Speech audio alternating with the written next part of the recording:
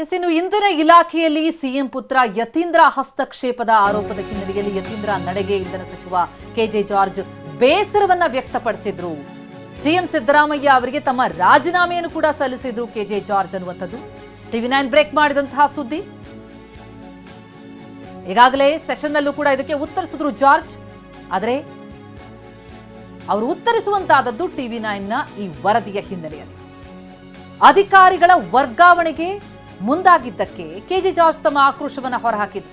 ಕೆಲ ಅಧಿಕಾರಿಗಳನ್ನ ಸಿಎಂ ಕಚೇರಿಯಿಂದ ಅಮಾನತುಗೊಳಿಸಲಾಗಿತ್ತು.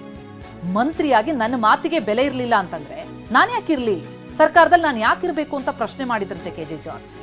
ನಾನು ನಿಮ್ಮ ಜೊತೆ ಇರ್ತೇನೆ, ಆದ್ರೆ ಈ ರೀತಿ ಆದ್ರೆ ಸರ್ಕಾರದಲ್ಲಿ ಇರಲ್ಲ ಅಂತ ಕೆಜೆ ಜಾರ್ಜ್ ಕಿಡಿಕಾರಿದ್ರು. ರಾಜೀನಾಮೆಯನ್ನ ಸಲ್ಲಿಸಿದ್ರು. ಇಂಧನ ಇಲಾಖೆಯಲ್ಲಿ ಸಿಎಂ ಪುತ್ರ ಯತೀಂದ್ರ ಅವರ ಹಸ್ತಕ್ಷೇಪದ ಆರೋಪ ಬೇಸತ್ತು ಸಿಎಂ ಎದುರು ತಮ್ಮ ಆಕ್ರೋಶವನ್ನ ಹೊರಹಾಕಿದ್ದಂತಹ ಕೆಜೆ ಜಾರ್ಜ್ ರಾಜೀನಾಮೆಗೆ ಮುಂದಾಗಿದ್ರು ಎನ್ನುವಂತಹ ಮಾಹಿತಿ. ನಂತರ ಅವರನ್ನ ಮನವೊಲಿಸಲಾಯಿತು. ಮನವೊಲಿಕೆ ಕಾರ್ಯ ಸಫಲ ಆದಂತೆ ಕಂಡು ಬರ್ತಾ ಇದೆ. ಯಾಕಂದ್ರೆ ಸೆಷನ್ನಲ್ಲೂ ಈ ಪ್ರಶ್ನೆಯನ್ನ ಟಿವಿ9 ಬೆತ್ತರಿಸಿದಂತಹ ವರದಿಯನ್ನ ಪ್ರಸ್ತಾಪಿಸ್ತಾರೆ ಮಾಜಿ ಸಚಿವ ಸುನಿಲ್ ಕುಮಾರ್. ಆಗ ಅಂಥದ್ದೇನು ನಡೆದೇ ಇಲ್ಲ, ಇದೆಲ್ಲವೂ ಸತ್ಯಕ್ಕೆ ದೂರ ಅನ್ನುವಂತಹ ಉತ್ತರವನ್ನ ಕೆಜೆ ಜಾರ್ಜ್ ನೀಡಿದ್ರು. ಆದರೆ ಟಿವಿ9ಗೆ ಸಿಕ್ಕ ಮೂಲಗಳ ಮಾಹಿತಿಯ ಪ್ರಕಾರ ಭಾರಿ ಮಹತ್ವದ ಬೆಳವಣಿಗೆಯಾಗಿತ್ತು. ಇನ್ನು ಜಾರ್ಜ್ ರಾಜೀನಾಮೆ ಸಲ್ಲಿಕೆ ಬೆನ್ನಲ್ಲೇ ಸಿಎಂ ಆಪ್ತರು ದೌಡಾಯಿಸಿದ್ದಾರೆ. ಸಿಎಂ ಕಾನೂನು ಸಲಹೆಗಾರ ಪೊನ್ನಣ್ಣ ಮೂಲಕ ಜಾರ್ಜ್ ಸಂಧಾನವಾಗಿದೆ. ಜಾರ್ಜ್ ಮನವೊಲಿಸಿದ್ದಾರೆ ಸಿಎಂ ಕಾನೂನು ಸಲಹೆಗಾರ ಪೊನ್ನಣ್ಣ ಅನ್ನುವಂತಹ ಮಾಹಿತಿ. ಬಳಿಕ ಇಂಧನ ಇಲಾಖೆ ಅಧಿಕಾರಿ ಅಮಾನತುವನ್ನ ಸಿಎಂ ಸಿದ್ದರಾಮಯ್ಯ ಹಿಂಪಡೆದಿದ್ದಾರೆ ಅನ್ನುವಂತಹ ಮಾಹಿತಿ ಕೂಡ ಸಿಕ್ಕಿದೆ. ಹೀಗಾಗಿಯೇ ಈಗ ಜಾರ್ಜ್ ಅವರು ಸಮಾಧಾನಗೊಂಡಿದ್ದಾರೆ. ಹೀಗಾಗಿ ಈ ವಿಚಾರದಲ್ಲಿ ಸುನೀಲ್ ಕುಮಾರ್ ಅವರು ಕೇಳಿದಂತಹ ಪ್ರಶ್ನೆಗೂ ಕೂಡ ತುಂಬಾ ಕೂಲ್ ಆಗಿ ಜಾರ್ಜ್ ಅವರು ಉತ್ತರಿಸಿದ್ದಾರೆ. ಆ ರೀತಿ ಏನಿಲ್ಲ ಅನ್ನುವಂಥ ಮಾತನ್ನ ಹೇಳಿದ್ರು. ಆದ್ರೆ ಎಲ್ಲಾ ವಿಚಾರಗಳು ಕೂಡ ನಡೆದಿದೆ. ರಾಜೀನಾಮೆಗೆ ಮುಂದಾಗಿದ್ರು ಜಾರ್ಜ್ ಅವರು. ಇಲಾಖೆಯಲ್ಲಿ ತಮಗೆ ಗೊತ್ತಿಲ್ಲದಂತೆ ನಡೆದಂತಹ ಬೆಳವಣಿಗೆ ಕುರಿತಂತೆ ಅಸಮಾಧಾನವನ್ನ ಹೊರಹಾಕಿದ್ರು. ಏಕೆಂದ್ರೆ ಇಂಧನ ಇಲಾಖೆ ಅಧಿಕಾರಿಗಳನ್ನ ಇವರ ಗಮನಕ್ಕೆ ತರದಂತೆ ಅಮಾನತುಗೊಳಿಸೋದು, ಸಿಎಂ ಕಚೇರಿ ಬಗ್ಗೆ ಆದೇಶವನ್ನ ಹೊರಡಿಸುತ್ತೆ. ಅದೆಲ್ಲದಕ್ಕೂ ಕೂಡ ಕಾರಣ ಯತೀಂದ್ರ ಅವರು ಹಸ್ತಕ್ಷೇಪ ಮಾಡಿ ಅಧಿಕಾರಿಗಳನ್ನ ಅಮಾನತುಗೊಳಿಸಿದ್ದಾರೆ ಅನ್ನುವಂಥ ವಿಚಾರದಲ್ಲಿ ಜಾರ್ಜ್ ಅವರು ಬೇಸರವನ್ನ ಹೊರಹಾಕಿದ್ರು. ನಾನ್ಯಾಕಿರ್ಲಿ, ನನಗೆ ಗೊತ್ತಿಲ್ಲದಂತೆ ಕೆಲ ವಿಚಾರಗಳು ನಡೀತಾ ಇದೆ. ನಾನ್ ಬೇಕಾದ್ರೆ ಸಿಎಂ ಜೊತೆಯಲ್ಲೇ ಇರ್ತೀನಿ, ಆದ್ರೆ ಸರ್ಕಾರದಲ್ಲಿ ಇರಲ್ಲ ಅನ್ನುವಂಥ ಮಾತನ್ನ ಕೂಡ ಹೇಳಿದ್ರು. ಜೊತೆಗೆ ರಾಜೀನಾಮೆಯನ್ನ ಕೂಡ ಸಲ್ಲಿಸೋದಕ್ಕೆ ಮುಂದಾಗಿದ್ರು, ಸ್ವತಃ ಸಿಎಂ ಅವರನ್ನ ಭೇಟಿ ಮಾಡಿ. ಆದ್ರೆ ಯಾವಾಗ ಸಿಎಂ ರಾಜಕೀಯ ಕಾರ್ಯದರ್ಶಿ ಕಾನೂನು ಸಲಹೆಗಾರ ಪೊನ್ನಣ್ಣ ಅವರು ಜಾರ್ಜ್ ಅವರನ್ನ ಭೇಟಿ ಆಗ್ತಾರೆ, ಸಂಧಾನ ನಡೆಯುತ್ತೆ. ಮಾತುಕತೆಯ ಮುಖಾಂತರವಾಗಿ ಅವರ ಬೇಸರವನ್ನ ಶಮನ ಮಾಡ್ತಾರೆ. ಈ ವಿಚಾರದಲ್ಲಿ ಈಗ ಜಾರ್ಜ್ ಅವರು ಕೂಲ್ ಆಗಿದ್ದಾರೆ. ಈ ವಿಚಾರ ಸದನದಲ್ಲೂ ಕೂಡ ಹಸ್ತಕ್ಷೇಪವಾಯಿತು. ಸದನದಲ್ಲಿ ಪ್ರಸ್ತಾಪ ಆಯಿತು ಯತೀಂದ್ರ ಹಸ್ತಕ್ಷೇಪದ ವಿಚಾರ. ಟಿವಿ9 ವರದಿಯನ್ನ ಸುನಿಲ್ ಕುಮಾರ್ ಅವರು ಪ್ರಸ್ತಾಪಿಸ್ತಾರೆ, ಪ್ರಶ್ನೆ ಮಾಡ್ತಾರೆ ಕೆಜೆ ಜಾರ್ಜ್ ಅವರನ್ನ. ಈ ರೀತಿ ಟಿವಿ9ನಲ್ಲಿ ಸುದ್ದಿ ಪ್ರಸಾರ ಆಗ್ತಾ ಇದೆ, ಹೌದಾ ಅಂತ ಪ್ರಶ್ನೆ ಮಾಡಿದ್ರು.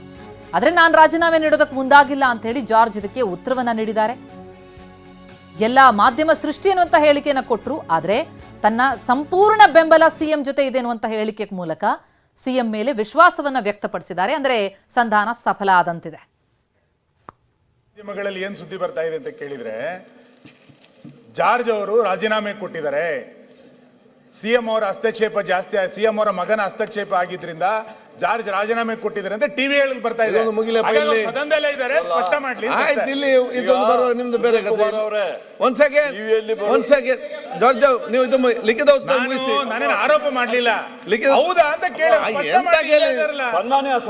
ಮುಗಿಸಿ. ಸನ್ಮಾನ್ಯ ಸಭಾಧ್ಯಕ್ಷರೇ, ಅವರು ಟಿವಿಯಲ್ಲಿ ನೋಡಿದ್ದಾರೆ ಅಂತ ಹೇಳಿದ್ದಾರೆ. ನಾನೇನಾದ್ರೂ ಟಿವಿಯಲ್ಲಿ ಕೇಳಿದಿನ? ಇಲ್ಲ, ನಾನು ಯಾವುದೇ ರಾಜೀನಾಮೆ ಪ್ರಶ್ನೆ ಉದ್ಭವಿಸೋದಿಲ್ಲ, ಆ ಥರ ಏನಿಲ್ಲ. ಸಂಪೂರ್ಣವಾದ ನಂಬಿಕೆ ನಮ್ಮ ಮುಖ್ಯಮಂತ್ರಿ ಮೇಲೆ ನಮಗಿದೆ, ಗೊತ್ತಾಯ್ತಲ್ಲ. ನಿನ್ನೆ ಸಮೇತ ನಮ್ಮ CLP ಮೀಟಿಂಗ್ ಇತ್ತು. ನೀವು ಯಾವ್ದೋ ಕೇಳ್ಬಿಟ್ಟು ನನಗೆ ಗೊತ್ತಿಲ್ಲದ ವಿಚಾರ ಬೇಕು ಸರ್, ಅದಕ್ಕೆ ಕೇಳ್ತಾ ಇರೋದು. ನೀವು ನಮಗೆ ಬೇಕು, ಸತ್ಯಕ್ಕೆ ದೂರ. ನಾನು ಟಿವಿಯಲ್ಲಿ ಬಂದಿದ್ದೇನೆ, ಉಲ್ಲೇಖ ಮಾಡ್ತಾ ಇದ್ದೀನಿ. ನಾನು ಆ ಥರ ಯಾವ ವಿಚಾರದ ರಾಜೀನಾಮೆ ಕೊಡಲಿಲ್ಲ. ಆ ಪ್ರಶ್ನೆನೇ ಉದ್ಭವಿಸಿದ್ರ ಸಂಪೂರ್ಣವಾದ ನಂಬಿಕೆ ಮತ್ತೆ ಬೆಂಬಲ ಮುಖ್ಯಮಂತ್ರಿ ಅವರೊಟ್ಟಿಗೆ ನಾವೆಲ್ಲ ಇದ್ದೀವಿ. ಓಕೆ. ಟಿವಿ ಮಾಧ್ಯಮಗಳಲ್ಲಿ ಏನ್ ಸುದ್ದಿ ಬರ್ತಾ ಇದೆ ಅಂತ ಕೇಳಿದ್ರೆ, ಜಾರ್ಜ್ ಅವರು ರಾಜೀನಾಮೆ ಕೊಟ್ಟಿದ್ದಾರೆ, ಸಿಎಂ ಅವರ ಹಸ್ತಕ್ಷೇಪ ಜಾಸ್ತಿ, ಸಿಎಂ ಅವರ ಮಗನ ಹಸ್ತಕ್ಷೇಪ ಆಗಿದ್ರಿಂದ ಜಾರ್ಜ್ ರಾಜೀನಾಮೆ ಕೊಟ್ಟಿದ್ದಾರೆ ಅಂತ ಟಿವಿ ಹೇಳಿ ಬರ್ತಾ ಇದೆ. ಇದೊಂದು ಮುಗಿಲಪ್ಪ ಇಲ್ಲಿ. ಸದನದಲ್ಲೇ ಇದ್ದಾರೆ, ಸ್ಪಷ್ಟ ಮಾಡ್ಲಿ ಅಂತ ಆಯ್ತು, ಅಷ್ಟೇ. ಇಲ್ಲಿ ಇದೊಂದು ಬರುವ ನಿಮ್ದು ಬೇರೆ ಕಥೆ. ಒಂದ್ ಸೆಕೆಂಡ್, ಜಾರ್ಜ್ ನೀವು ಇದು ಲಿಖಿತ ಉತ್ತರ ಮುಗಿಸಿ. ನಾನೇನು ಆರೋಪ ಮಾಡ್ಲಿಲ್ಲ, ಲಿಖಿತ- ಹೌದಾ ಅಂತ ಕೇಳಿ ಸ್ಪಷ್ಟ ಎಂತ ಮಾಡ್ಲಿ ಕೇಳಿ? ಅಂತಾರಲ್ಲ. ಸನ್ಮಾನ್ಯ ಇದು ಮುಗಿಸಿ. ಸನ್ಮಾನ್ಯ ಸಭಾಧ್ಯಕ್ಷರೇ, ಓಕೆ. ಅವರು ಟಿವಿಯಲ್ಲಿ ನೋಡಿದ್ದಾರೆ ಅಂತ ಹೇಳಿದ್ದಾರೆ. ನಾನೇನಾದ್ರೂ ಟಿವಿಯಲ್ಲಿ ಕೇಳಿದಿನ? ಇಲ್ಲ. ನಾನು ಯಾವುದೇ ರಾಜೀನಾಮೆ ಪ್ರಶ್ನೆ ಉದ್ಭವಿಸೋದಿಲ್ಲ, ಆ ಥರ ಏನಿಲ್ಲ. ಸಂಪೂರ್ಣವಾದ ನಂಬಿಕೆ ನಮ್ಮ ಮುಖ್ಯಮಂತ್ರಿ ಮೇಲೆ ನಮಗಿದೆ, ಗೊತ್ತಾಯ್ತಲ್ಲ. ನಿನ್ನೆ ಸಮೇತ ನಮ್ಮ CLP ಮೀಟಿಂಗ್ ಇತ್ತು. ನೀವು ಯಾವ್ದಕ್ಕೆ ಕೇಳ್ಬಿಟ್ಟು ನನಗೆ ಗೊತ್ತಿಲ್ಲದ ವಿಚಾರ ನೀವು ನಮಗೆ ಬೇಕು ಸರ್, ಅದಕ್ಕೆ ಕೇಳ್ತಾ ಇರೋದು. ನೀವು ನಮಗೆ ಬೇಕು, ಅದು ಸತ್ಯಕ್ಕೆ ದೂರ. ನಾನು ಟಿವಿನಲ್ಲಿ ಬಂದಿದ್ದೀನಿ, ಉಲ್ಲೇಖ ಮಾಡ್ತಾ ಇದ್ದೀನಿ. ನಾನು ಆ ಥರ ಯಾವ ವಿಚಾರದ ರಾಜೀನಾಮೆ ಕೊಡಲಿಲ್ಲ, ಆ ಪ್ರಶ್ನೆ ಉದ್ಭವಿಸಿದ್ರ ಸಂಪೂರ್ಣವಾದ ನಂಬಿಕೆ ಮತ್ತೆ ಬೆಂಬಲ ಮುಖ್ಯಮಂತ್ರಿ ಅವರೊಟ್ಟಿಗೆ ನಾವೆಲ್ಲ ಇದ್ದೀವಿ. ಓಕೆ. ಟಿವಿ ಮಾಧ್ಯಮಗಳಲ್ಲಿ ಏನ್ ಎಸ್, ಇದು ಸದನದಲ್ಲಿ ನಡೆದಂತಹ ಒಂದು ಚರ್ಚೆ. ಯತೀಂದ್ರ ಹಸ್ತಕ್ಷೇಪದ ವಿಚಾರಕ್ಕೆ ಸಂಬಂಧಪಟ್ಟಂತೆ ರಾಜೀನಾಮೆ ಹಂತಕ್ಕೆ ಹೋಗಿತ್ತು. KJ ಜಾರ್ಜ್ ಅವರು ಸಿಎಂ ಜೊತೆ ಮಾತನಾಡ್ತಾ ತಮ್ಮ ಆಕ್ಷೇಪವನ್ನ, ಆಕ್ರೋಶವನ್ನ ಹೊರಹಾಕಿ ರಾಜೀನಾಮೆಗೆ ಮುಂದಾಗಿದ್ರು ಅನ್ನುವಂತಹ ಸುದ್ದಿಯನ್ನ ಬೆತ್ತರಿಸಿತು TV9. ಅದೇ ಸುದ್ದಿ ಸದನದಲ್ಲಿ ಪ್ರಸ್ತಾಪ ಆಯಿತು. ಸುನಿಲ್ ಕುಮಾರ್ ಅವರು ಈ ಪ್ರಶ್ನೆಯನ್ನ ಎತ್ತುತ್ತಾರೆ. ಅದಕ್ಕೆ ಉತ್ತರಿಸ್ತಾ KJ ಜಾರ್ಜ್ ಅವರು ಅಂಥದ್ದೇನು ಬೆಳವಣಿಗೆ ಆಗಿಲ್ಲ ಅನ್ನುವಂತ ಉತ್ತರವನ್ನ ನೀಡಿದ್ದಾರೆ. ಜೊತೆಗೆ ನಾನೇನು ಹಾಗೆ ಹೇಳಿರ್ಲಿಲ್ವಲ್ಲ, ನಾನೇನು ಟಿವಿ ಅವರಿಗೆ ಹೇಳಿದ್ನಾ ಅನ್ನುವಂತ ಉತ್ತರ KJ ಜಾರ್ಜ್ ಅವರದು. ಜೊತೆಗೆ ಮತ್ತೊಂದು ಪ್ರಮುಖ ಅಂಶವನ್ನ KJ ಜಾರ್ಜ್ ಅವರು ಹೇಳ್ತಾರೆ, ನಮ್ಮ ಮುಖ್ಯಮಂತ್ರಿಗಳ ಮೇಲೆ ನನಗೆ ವಿಶ್ವಾಸ ಇದೆ ಅಂತ. ಅಂದ್ರೆ ಸಂಧಾನ ಮಾತು ಸಫಲ ಆದಂತೆ ಕಂಡು ಬರ್ತಾ ಇದೆ. ಪೊನ್ನಣ್ಣ ಅವರ ಮಾತುಕತೆ ಫಲ ಕೊಟ್ಟಂತೆ ಕಂಡು ಬರ್ತಾ ಇದೆ. ಅವರನ್ನ ವಿಶ್ವಾಸಕ್ಕೆ ಪಡೆಯುವಂಥದ್ದು, ಅವರ ಆಕ್ರೋಶವನ್ನ ಶಮನಗೊಳಿಸುವಂತಹ ಪ್ರಯತ್ನಗಳಾದಂಥದ್ದೇ ಭಾಸ ಆಗ್ತಾ ಇದೆ. ಇಂಧನ ಇಲಾಖೆ ಅಧಿಕಾರಿಯ ಅಮಾನತನ್ನ ಕೂಡ ಮುಖ್ಯಮಂತ್ರಿಗಳು ಹಿಂಪಡೆದ್ರು ಅನ್ನುವಂತಹ ಮಾಹಿತಿ. ಒಟ್ಟಾರೆ ಮತ್ತೆ ಸಿಎಂ ಪುತ್ರನ ಮೇಲೆ ಹಸ್ತಕ್ಷೇಪದ ಆರೋಪ ಮತ್ತು ಅಂಥದ್ದೊಂದು ಬೆಳವಣಿಗೆಯಾದದ್ರ ಬಗ್ಗೆ ಸುದ್ದಿಗಳು ಕೇಳಿ ಬರ್ತಾ ಇರೋದು ವಿಪಕ್ಷಗಳಿಗೆ ಬಹಳ ದೊಡ್ಡ ಅಸ್ತ್ರವಾಗ್ತಾ ಇದೆ. ನಾನು ರಾಜೀನಾಮೆ ಕೊಡೋದಕ್ಕೆ ಮುಂದಾಗಿಲ್ಲ, ನನ್ನ ಸಂಪೂರ್ಣ ಬೆಂಬಲ ಸಿದ್ದರಾಮಯ್ಯ ಅವರಿಗಿದೆ, ಸಿಎಂ ಮೇಲೆ ನನಗೆ ವಿಶ್ವಾಸ ಇದೆ ಅಂತ ಹೇಳಿ ವಿಧಾನಸಭೆಯಲ್ಲೇ ಇಂಧನ ಸಚಿವ ಜಾರ್ಜ್ ಹೇಳಿಕೆಯನ್ನ ಕೊಟ್ಟರು. ಸದನದಲ್ಲಿ TV9 ವರದಿ ಪ್ರಸ್ತಾಪ ಆಯಿತು. ಹಾಗಿದ್ರೆ ಎಲ್ಲವೂ ತಿಳಿಯಾಗಿಸಲಾಗಿದೆಯಾ? ಆಶ್ವಾಸನೆಯನ್ನ ಕೊಡಲಾಗಿದೆಯಾ KJ ಜಾರ್ಜ್ ಅವರಿಗೆ ಇಂಥದ್ದೊಂದು ಬೆಳವಣಿಗೆಗಳು ಮತ್ತೆ ಆಗೋದಿಲ್ಲ ಅನ್ನೋದು? ಇಂಧನ ಇಲಾಖೆಯಲ್ಲಿ ಸಿಎಂ ಪುತ್ರ ಯತೀಂದ್ರ ಅವರ ಹಸ್ತಕ್ಷೇಪ ಅನ್ನೋದು ಬಹಳ ದೊಡ್ಡ ಆರೋಪ. ರಾಜಕೀಯವಾಗಿ ತಲ್ಲಣ ಮೂಡಿಸಲಿರುವಂತಹ ಬೆಳವಣಿಗೆ ಆಗ್ತಿತ್ತು. ಸಕಾಲದಲ್ಲಿ ವಿಶ್ವಾಸಕ್ಕೆ ತೆಗೆದುಕೊಂಡು ಎಲ್ಲವನ್ನ ಸರಿಪಡಿಸಿದಂತೆ ಕಂಡು ಬರ್ತಾ ಇದೆ. ಅಧಿಕಾರಿಗಳ ವರ್ಗಾವಣೆಗೆ ಮುಂದಾಗಿದ್ದು ಜಾರ್ಜ್ ಆಕ್ರೋಶಕ್ಕೆ ಕಾರಣ ಆಗಿತ್ತು. ಇಂಧನ ಇಲಾಖೆ ಅಧಿಕಾರಿ ಅಮಾನತನ್ನ ಸಿಎಂ ಹಿಂಪಡೆದಿದ್ದಾರೆ. ಸಿಎಂ ಸೂಚನೆ ಪಾಲಿಸದ ಹಿನ್ನೆಲೆ ಪಂಕಜ್ಗೆ ನೋಟಿಸ್ ಅನ್ನ ನೀಡಲಾಗಿದೆ. ಪಂಕಜ್ ಪಾಂಡೆ ಅವರಿಗೆ ನೋಟಿಸ್ ಅನ್ನ ನೀಡಿದ್ದಾರೆ ಶಾಲಿನಿ ರಜನೀಶ್. ಸಿಎಂ ಭೇಟಿಗೆ ಹಾಜರಾಗದೆ ಕಡೆಗಣಿಸಿದ್ರು ಪಂಕಜ್ ಪಾಂಡೆ. ಹಾಲಿ KPTCL MD ಆಗಿದ್ದಾರೆ ಪಂಕಜ್ ಕುಮಾರ್. ಗಂಭೀರವಾಗಿ ಪರಿಗಣಿಸುವಂತಹ ವಿಚಾರವನ್ನ ಇವರು ನೆಗ್ಲೆಕ್ಟ್ ಮಾಡಿದ್ದಾರೆ ಅನ್ನುವಂಥ ಕುರಿತಂತೆ ಈಗ ಸಿಎಂ ಸಿದ್ದರಾಮಯ್ಯ ಈ ವಿಚಾರದಲ್ಲಿ ಕಿಡಿಕಾರಿದ್ದಾರೆ. ಸಿಎಂ ಕರೆಯ ಮೇರೆಗೆ ಹಾಜರಾಗದೆ ಕರ್ತವ್ಯ ಲೋಪ ಎಸಗಿದ್ದಾರೆ. ಶಿಸ್ತು ನಿಯಮಗಳ ಉಲ್ಲಂಘನೆ ಆಗಿದೆ ಅಂತ ಹೇಳಿ ಸಿಎಂ ಆಕ್ಷೇಪವನ್ನ ವ್ಯಕ್ತಪಡಿಸಿದ್ದಾರೆ.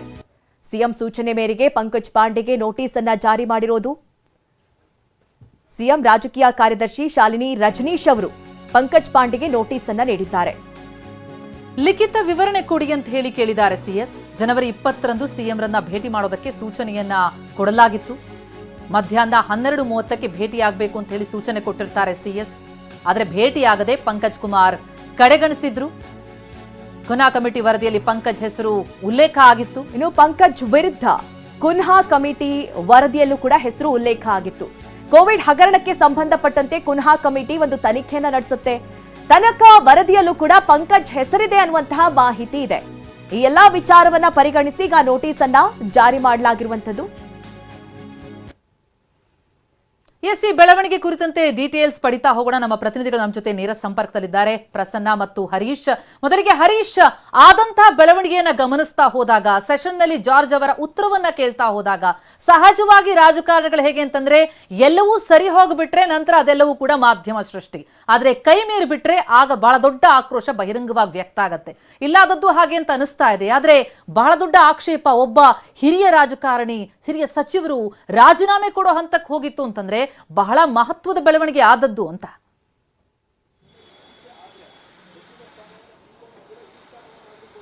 ರಾಜೀನಾಮೆ ಕೊಡೋದಕ್ಕೆ ಮುಂದಾಗಿದ್ರು ಅನ್ನುವಂತಹದ್ದು ಸತ್ಯ. ಅದು ರಾಜಕೀಯ ವಲಯದಲ್ಲಿ ಚರ್ಚೆಯಲ್ಲಿರುವಂತಹದ್ದು.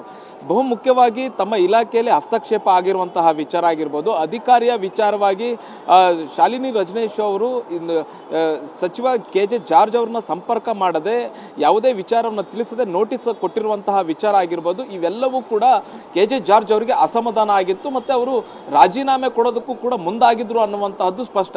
ಇದೇ ವಿಚಾರವನ್ನು TV9 ಸುದ್ದಿಯನ್ನು ಬ್ರೇಕ್ ಮಾಡಿದಂಥ ಸಂದರ್ಭದಲ್ಲಿ ವಿಧಾನಸಭೆಯಲ್ಲಿ ಕೆಲವೇ ನಿಮಿಷಗಳಲ್ಲಿ ಇದು ಚರ್ಚೆಗೆ ಬರುತ್ತೆ. ಸುನಿಲ್ ಕುಮಾರ್ ಅವರು ಬಿಜೆಪಿಯ ಶಾಸಕರು ಇದನ್ನ ಪ್ರಸ್ತಾಪವನ್ನ ಮಾಡ್ತಾರೆ. ಯಾಕಂದ್ರೆ KJ ಜಾರ್ಜ್ ಅವರು ಕೂಡ ಅಲ್ಲೇ ವಿಧಾನಸಭೆಯಲ್ಲಿ ಉಪಸ್ಥಿತರಿರ್ತಾರೆ. ಅಂತ ಸಂದರ್ಭದಲ್ಲಿ KJ ಜಾರ್ಜ್ ಅವರಿಂದ ಸುನಿಲ್ ಕುಮಾರ್ ಅವರು ಒಂದು ಸ್ಪಷ್ಟನೆಯನ್ನು ಕೇಳಲಿಕ್ಕೆ ಮುಂದಾಗ್ತಾರೆ. ಅಂದ್ರೆ ಈ ರೀತಿಯಾದಂತಹ ಸುದ್ದಿ TV9 ನಲ್ಲಿ ಹೋಗ್ತಿದೆ, ಮಾಧ್ಯಮಗಳಲ್ಲಿ ಹೋಗ್ತಿದೆ. ಇದಕ್ಕೆ ಸ್ಪಷ್ಟನೆ ಏನು, ರಾಜೀನಾಮೆ ಕೊಡೋದಕ್ಕೆ ಏನಾದರೂ ಮುಂದಾಗಿದ್ರ ಅನ್ನುವಂತಹ ಸ್ಪಷ್ಟನೆಯನ್ನು ಕೇಳಕ್ ಹೋಗ್ತಾರೆ. ಆಗ KJ ಜಾರ್ಜ್ ಹೇಳ್ತಾರೆ, ನನ್ನ ಇಲಾಖೆಯಲ್ಲಿ ಯಾವುದೇ ರೀತಿಯಾದಂತಹ ಹಸ್ತಕ್ಷೇಪ ಇಲ್ಲ, ಮತ್ತೆ ನಾನು ಯಾರ ಮೇಲೂ ಕೂಡ ಸಿಟ್ ಮಾಡ್ಕೊಂಡಿಲ್ಲ, ರಾಜೀನಾಮೆ ನೀಡುವಂತಹ ಪರಿಸ್ಥಿತಿ ಉದ್ಭವ ಆಗಿರಲಿಲ್ಲ, ಮತ್ತೆ ನಾನು CM ಜೊತೆ ನಾನು ಉತ್ತಮ ಸಂಬಂಧದಲ್ಲಿದ್ದೇನೆ, ಇಂತಹ ಪರಿಸ್ಥಿತಿ ಉದ್ಭವ ಆಗಿಲ್ಲ, ಇದು ಮಾಧ್ಯಮಗಳ ಸೃಷ್ಟಿ ಅನ್ನುವಂಥದ್ದು ಹೇಳಿದ್ದಾರೆ. ಮತ್ತೆ ವಿಧಾನಸಭೆಯಲ್ಲಿ KJ ಜಾರ್ಜ್ ಅವರು ಹೀಗೆ ಹೇಳಬೇಕಾಗುತ್ತೆ. ಒಂದು ವೇಳೆ ಏನಾದರೂ ಹೌದು ನನ್ನ ಇಲಾಖೆಯಲ್ಲಿ ಹಸ್ತಕ್ಷೇಪ ಇದೆ ಅಂತನೋ ಅಥವಾ ಅಧಿಕಾರಿಗಳ ವಿಚಾರದಲ್ಲಿ ಈ ರೀತಿಯಾದಂತಹ ಕಿತ್ತಾಟ ಆಗಿತ್ತು, ನನಗೆ ಮನಸ್ತಾಪ ಆಗಿತ್ತು ಅನ್ನುವಂಥದ್ದನ್ನ ಅವರು ವಿಧಾನಸಭೆಯಲ್ಲಿ ಹೇಳಲಿಕ್ಕೆ ಆಗೋದಿಲ್ಲ. ಯಾಕಂತಂದ್ರೆ ಅದು ವಿಪಕ್ಷಗಳಿಗೆ ಅಸ್ತ್ರ ಆಗುತ್ತೆ. ಈ ರೀತಿಯಾಗಿ ನೇರವಾಗಿ ಅವರು ಏನಾದರೂ ಹೇಳಿದ್ದೆ ಆದಲ್ಲಿ ಅಥವಾ ಹೌದು ಈ ರೀತಿಯ ಹಸ್ತಕ್ಷೇಪ ಆಗಿದ್ದು ನಿಜ ಅನ್ನುವಂಥದ್ದು ಏನಾದ್ರು ಅವರು ಒಪ್ಕೊಂಡಿದ್ದೆ ಆದಲ್ಲಿ ಅದು ವಿಪಕ್ಷಗಳಿಗೆ ಅಸ್ತ್ರ ಆಗುತ್ತೆ, ಮತ್ತೆ ವಿಧಾನಸಭೆಯಲ್ಲಿ ಅದು ಡಾಕ್ಯುಮೆಂಟ್ ಆಗಿ ಉಳಿಯುತ್ತೆ. ಹೀಗಾಗಿ ಯಾವುದೇ ರೀತಿಯಾದಂತಹ ಹಸ್ತಕ್ಷೇಪ ಇಲ್ಲ ಅನ್ನುವಂಥದ್ದನ್ನು ಹೇಳಿ ಮಾಧ್ಯಮಗಳ ಮೇಲೆ ಗೂಬೆ ಕೂರಿಸುವಂತಹ ಪ್ರಯತ್ನವನ್ನ KJ ಜಾರ್ಜ್ ಅವರು ಮಾಡಿದ್ದಾರೆ. ಮತ್ತು ಇದು ಆರೋಪವನ್ನ ತಳ್ಳಿ ಹಾಕಿರುವಂತಹದ್ದು. ಅಂದ್ರೆ ನಾನು ಯಾವುದೇ ರೀತಿಯಾದಂತಹ ಇಂತಹ ರಾಜೀನಾಮೆ ಕೊಡೋದು. ರೈಟ್ ಹರೀಶ್, ಪ್ರಸನ್ನ ಹಾಗೆ ಸಂಪರ್ಕದಲ್ಲಿ ಇನ್ನಷ್ಟು ಡೀಟೇಲ್ಸ್ ಅನ್ನ ಪಡಿತಾ ಹೋಗ್ತೀವಿ.